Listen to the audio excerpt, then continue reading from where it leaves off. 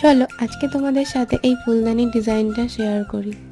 প্রথমে white colour করে নিয়েছি, তারপর কিছুক্ষণ রেখে স্কাই ব্লু কালার করে নিয়েছি। এরপর বাকি ডিজাইনটা ক্লে দিয়ে করে নিয়েছি। প্রথমে দুটো ক্লেকে একসঙ্গে মিক্স করার পর কিছু গোল গোল বানিয়ে হাতে করে চেপে কিছু ফুলের পাপড়ি বানিয়ে নিয়েছি।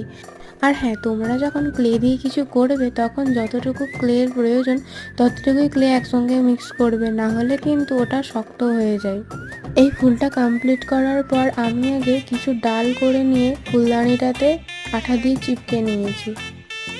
এরপর একই প্রসেসে বাকি ফুলগুলোও বানিয়ে নিয়েছি। এরপর পাতাগুলোও বানিয়ে নিয়েছি, অনেক সহজভাবেই পাতাগুলো বানিয়েছি, তোমরা দেখে নাও। এরপর আমার আগে থেকে করে রাখা ফুল ও পাতাগুলোকে এই ফুলদানিটার ওপরে একটার পর একটা বসিয়ে দিলাম। কমেন্ট করে জানিও সবাই এটা কেমন হয়েছে, আর ভালো লেগে থাকলে আমার চ্যানেলটিকে সাবস্ক্রাইব করে দিও আরও নতুন ভিডিও